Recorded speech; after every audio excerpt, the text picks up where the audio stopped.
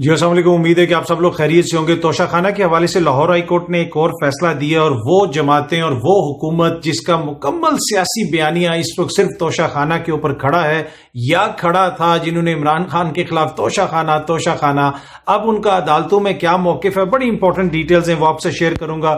اور کچھ چیزیں ہیں خان صاحب کے حوالے سے، ان کی سیاست کے حوالے سے، عالمی سطح کے اوپر جو رسپانس آ رہا ہے اس حوالے سے، اور کچھ مزید چیزیں ہیں جنرل باجوہ صاحب کے حوالے سے۔ کوشش ہوگی کہ وہ بھی آج کی اس ویڈیو کے اندر آپ سے شیئر کی جائے۔ سب سے پہلے توشہ خانہ کے حوالے سے جسٹس عاصم حفیظ صاحب نے اب فیصلہ دیا ہے کہ 1990 سے لے کے 2001 تک توشہ خانہ سے جو گفٹس لیے گئے، جس سرکاری اہلکار نے یا پھر جو بھی سرکاری عہدہ رکھنے والے شخص نے، چاہے وہ گورنمنٹ میں ہو یا پھر وہ سیاستدان ہو جو اس وقت سرکاری عہدوں کے اوپر تھے وفاق میں یا جدھر بھی، وہ ساری تفصیلات جو ہیں سامنے رکھی جائیں 1990 سے لے کے 2001 تک۔ اب اس سے پتا چلے گا کہ کون سی معزز شخصیت کیا لے کے گئی۔ آپ کو پتا ہے کہ 90 کی دہائی میں پیپلز پارٹی کی حکومت بھی رہی، نون لیگ کی حکومت بھی رہی، اور جو نون لیگ والے بار بار یہ کہتے رہے کہ جناب توشہ خانہ کی تفصیلات سامنے آنی چاہیے، توشہ خانہ کی جو ہے ٹرانسپیرنسی ہونی چاہیے اور سب کچھ پتا ہونا چاہیے عوام کو کہ توشہ خانہ سے کون گھڑی چور کیا لے کے گیا اور بلا بلا بلا، اس قسم کا ایک بہت بڑا انہوں نے بیانیہ بنانے کی کوشش کی۔ اور اب جو 2002 سے 2022 تک کی تفصیلات سامنے آئی تھیں، اس کے بعد جو حالت ہوئی وہ آپ کو بھی پتا ہے کہ کس معزز دوست نے کیا لیا، کتنی گھڑیاں لی، اس میں صحافیوں کے نام بھی آئے اور بہت سارے پردہ نشینوں کے نام آئے۔ لیکن اب عدالت نے کہا ہے کہ 1990 سے 2001 تک بھی آپ بتائیں جناب کون کیا لے کے گیا۔ اب ہم تو یہی سمجھے تھے کہ اس کے اوپر حکومت قانونی طور پہ، آئینی طور پہ اور اخلاقی طور پہ تو یہی موقف رکھے گی، جی بالکل حاضر جناب یہ رکھ دیتے ہیں کیونکہ ہم تو ویسے ہی ٹرانسپیرنسی چاہتے ہیں۔ لیکن وہاں پہ حکومتی وکیل نے اس کی مخالفت کی اور ساتھ ساتھ وہاں پہ معزز عدالت کے اندر ہی کہہ دیا کہ جناب اس کے خلاف ہم اپیل کریں گے۔ تو معزز عدالت نے کہا کہ یہ آپ کا آئینی اور قانونی حق ہے، آپ اس کو ضرور اپیل کریں جو آپ نے کرنی ہے، لیکن یہ عدالت کا فیصلہ ہے، آپ یہ تفصیلات سامنے رکھیں۔ اب دیکھتے ہیں کہ یہ تفصیلات کب سامنے آئیں گی۔ اور اس سے پہلے بھی جو تفصیلات سامنے آئی تھیں وہ ایک لسٹ آئی تھی توشہ خانہ کا جو رجسٹر ہے۔ ابوذر سلمان نیازی جو لائر ہیں، جو پہلی دفعہ یہ کیس پٹیشن لے کے گئے تھے انفارمیشن کمیشن آف پاکستان میں، ان سے بھی میری بات ہوئی تھی، انہوں نے بتایا تھا کہ ابھی مکمل تفصیلات سامنے نہیں آئیں، وہ جو رجسٹر ہے اس کا سامنے آنا ضروری ہے۔ اب اظہر صدیق صاحب جو ہیں وہ لاہور ہائی کورٹ چلے گئے اور ابھی بھی یہ جو پٹیشن تھی یہ بھی اظہر صدیق صاحب بھی غالباً لے کے گئے ہوئے تھے۔ تو اس میں اب یہ فیصلہ آ گیا ہے، تو یہ پریشر تو حکومت کے اوپر بڑھتا جا رہا ہے۔ لیکن اب جو اس میں انٹرسٹنگ چیز ہے کہ یہ وہ لوگ ہیں جنہوں نے گزشتہ 1 سال سے توشہ خانہ کے اوپر سیاست کی، توشہ خانہ، اور میں نے پہلے بھی آپ کو کہا تھا کہ ان سب کو پتا تھا کہ ہم نے توشہ خانہ سے کیا کیا لیا۔ کیا شاید خاقان عباسی کو نہیں پتا تھا وہ کتنی گھڑیاں لے کے گئے ہیں؟ معزز احسن اقبال صاحب کو نہیں پتا تھا؟ کیا آپ کے جو وزیر دفاع ہیں ان کو نہیں پتا تھا کہ میں اپنے دفاع میں کیا کہوں گا جب پتا چلے گا کہ میں بھی گھڑیاں لے کے گیا ہوں؟ لیکن اس کے باوجود انہوں نے توشہ خانہ کیوں کیا؟ اس لیے کہ ان کے پاس اور کچھ تھا ہی نہیں عمران خان کے خلاف۔ نیب وہ اس وقت بتا رہا تھا کہ جناب کوئی کیس ہی نہیں ہے۔ نیب کے چیئرمین جو اپنا استعفیٰ دے کے چلے گئے، انہوں نے اپنی آخری سپیچ میں کہا کہ جناب مجھ پہ پریشر ڈالتے رہے لیکن میں وہ نہیں کر سکتا جہاں پہ کوئی کیس نہیں بنتا۔ اینی اب حکومت کہہ رہی ہے جناب ہم نے توشہ خانہ کی تفصیلات جو ہیں سامنے نہیں لے کے آئیں گے اور ہم اس کے اوپر اپیل کریں گے، لیکن تفصیلات تو یہ سامنے آئیں گی۔ جب اس طرح کا کھیل شروع ہو جاتا ہے تو یہ نہیں ہو سکتا کہ اب آپ اس کو روک سکیں۔ تو اب پتہ چلے گا کہ 90 کی دہائی میں کون کیا کچھ لے کے گیا، اور وہ جو چیزیں جب سامنے آئیں گی پھر آپ کو پتا چلے گا کہ اس ملک کے ساتھ ہوتا کیا رہا ہے۔ تو ہم بھی ویٹ کر رہے ہیں، آپ بھی ویٹ کر رہے ہیں۔ کچھ چیزوں کا ہمیں پتا ہے کہ کیا کچھ گیا، لیکن جب باقاعدہ طور پہ وہ سرکاری سطح پہ جب اناؤنس ہوگا، چیزیں سامنے آئیں گی تو پھر آپ بھی دیکھیں گے اور ہم آپ کے ساتھ شیئر بھی کریں گے۔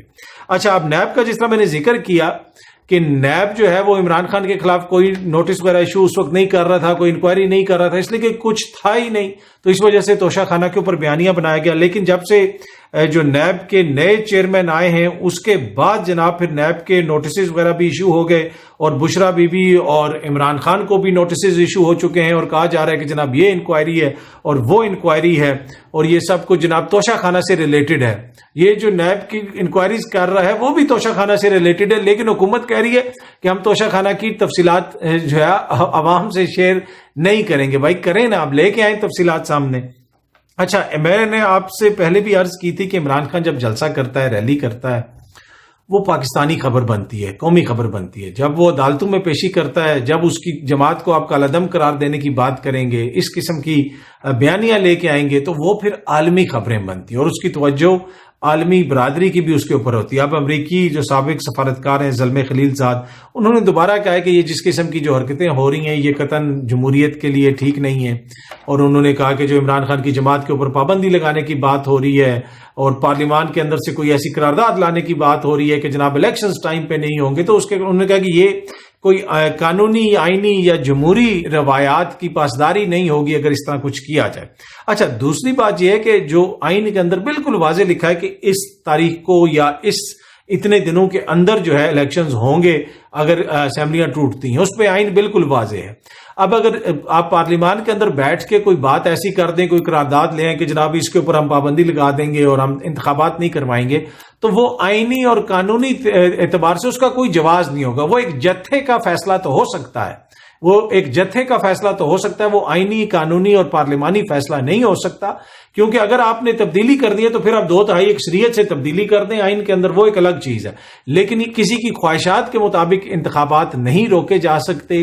اور جس طرح پہلے بھی میں نے عرض کی ہے، متعدد بار عرض کی ہے کہ کروڑوں لوگ ہیں جن کو اس وقت پارلیمان کے اندر جن کی نمائندگی نہیں ہے، تو ضروری ہے کہ آئین اور قانون کے مطابق انتخابات ہوں، وقت پہ ہوں. اور اب تو عدالتی فیصلہ بھی آ چکا ہے، اس کے باوجود بڑی کوشش کی جا رہی ہے کہ انتخابات روکے جائیں. لیکن اگر یہ اس طرح کا کوئی قرارداد آتی ہے تو میں نے جس طرح عرض کی کہ وہ ایک جتھے کا فیصلہ تو ہو سکتا ہے، اس کو آئینی قانونی کہنا جو ہے وہ کوئی اس کو مانے گا نہیں. عوامی شعور کی اس طرح آپ توہین نہیں کر سکتے.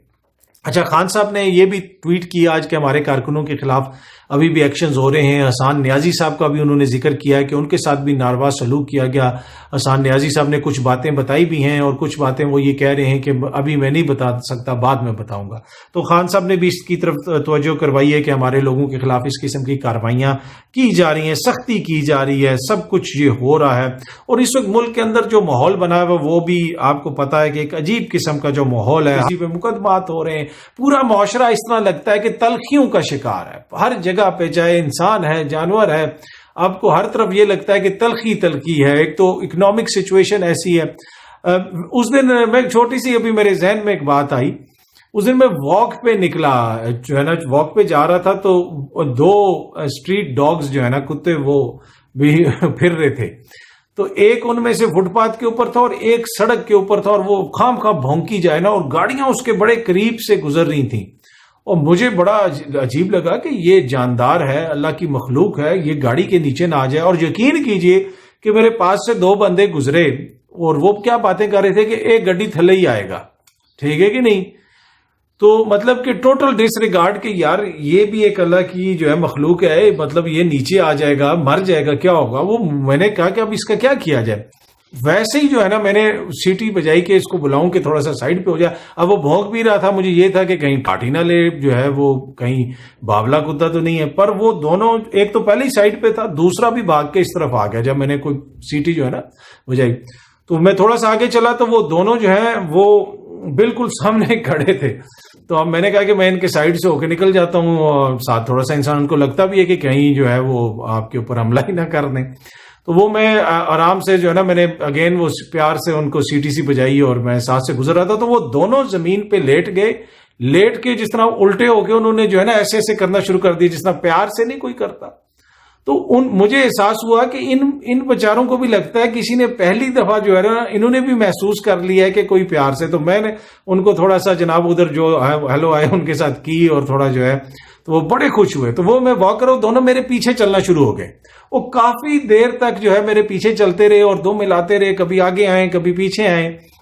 اب میں شرمندہ بھی ہوں اس لیے کہ ان کی خواہش تھی کہ یہ اب ہمیں کچھ کھانے کو دے، اس لیے کہ اسٹریٹ ڈاگس کو آپ کو پتا ہے کھانا کبھی ملتا ہے کبھی نہیں ملتا. تو ان کی خواہش تھی کہ اب یہ ہم کچھ کھانے کو بھی دے. میں شرمندہ ہوں کہ اب میرے پاس تو کچھ ہے نہیں ہے، میں ان کو کیا دوں. تو پھر جو ہے وہ تھوڑا بہت جو میں نے ان کو پیار شیئر کرنا تھا وہ اسی میں خوش ہو کے چلے گئے. تو یہ واقعہ بتانے کا مقصد یہ ہے کہ اس وقت ہم کسی کو کچھ نہیں دے سکتے، چاہے کوئی انسان ہے کوئی جانور ہے.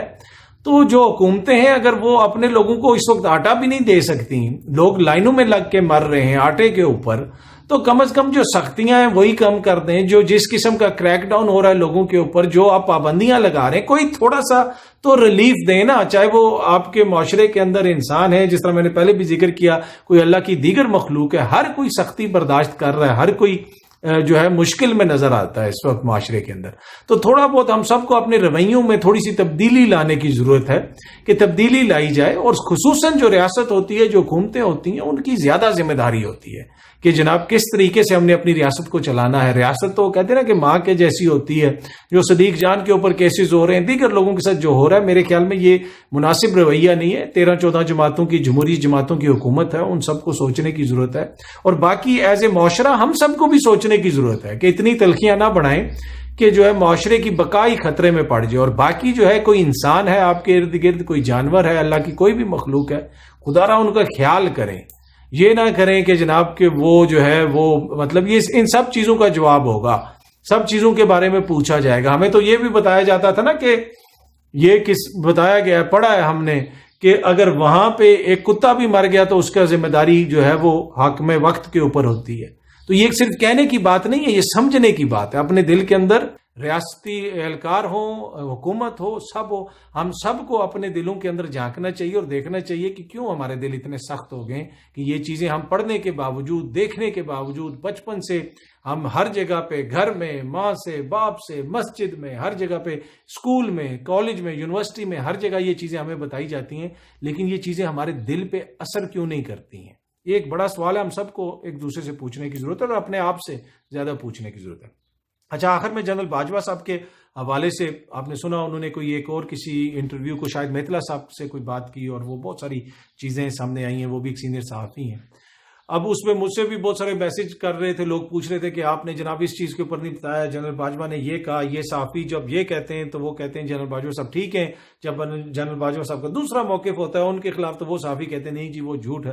اب اس میں بہت ساری چیزیں ہیں. میں پہلے بھی کئی دفعہ کہہ چکا ہوں کہ میں اتنی جنرل باجوہ صاحب پہ تنقید کروں گا جتنی جب وہ محترم آرمی چیف تھے میں اس وقت کرتا تھا. اگر اس وقت میرے میں اخلاقی جرت نہیں تھی اس وقت کہ میں بولوں، اور اب میں جو ہے محمد بن قاسم کا لگوں کہ ان کی جو ہے فوج کے اندر میں ایک سپاہی اور تلوار لے کے میں اپنے قلم کو تلوار بنا دوں اور اپنی زبان کو بھی رکھوں یہ ہے تو وہ ہے، ایسا نہیں ہوگا. مجھ میں جتنی اخلاقی جرت اس وقت تھی میں اتنی بات ابھی بھی کرتا ہوں.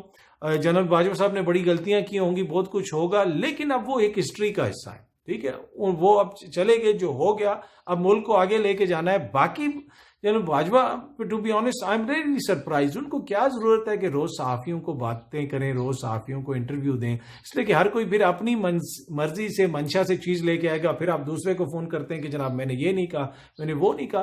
میرے خیال میں I don't think it's very جو ہے نا اپروپریٹ اور ڈگنیفائڈ کہ جو ہے ہماری مسلح افواج کا سربراہ جو ہے روز صحافیوں سے اس طرح بات کرے اور نئی ایک چیز سامنے آئے اور وہ ڈسکشن رہے. اگر یقین مانیے اگر باجوہ صاحب ایک سال کسی سے بات نہ کرتے نا، یہ بحث ساری ویسے ہی سب سائڈ ہو جانی تھی. تو باقی ان کی اپنی مرضی ہے، ان کا اپنا ہے، وہ جس سے مرضی بات کریں، کوئی وہ اس پہ کوئی پابندی تو نہیں لگا سکتا. لیکن میرے پاس کوئی ایسی انفارمیشن نہیں، نہ ہی مجھے اس کے اوپر بات کرنے کی ضرورت ہے. اس وقت جو ملک میں سامنے جو کچھ ہو رہا ہے وہ آپ کے سامنے ہے، اسی کے اوپر اگر ہم بات کرتے رہیں تو وہی باتیں مکمل نہیں ہوتی. پر اینی وے بڑی خبر یہ ہے کہ توشہ خانہ والی جو سرکار ہے وہ کہتی ہے سب کریں گے، لیکن توشہ خانہ کی اب تفصیلات سامنے نہیں لے کے آئیں گے. لانی تو پڑیں گی، اور جب وہ آئیں گی 90 کی دہائی کی تفصیلات، پھر یہ قوم دیکھے گی کہ اس ملک کے ساتھ کیا کیا ہوا اور کس نے کیا کیا. امید ہے کہ یہ ویڈیو آپ کو پسند آئی ہوگی. بہت جلدی آپ سے پھر ملاقات ہوگی. بہت بہت شکریہ. Thank you so much.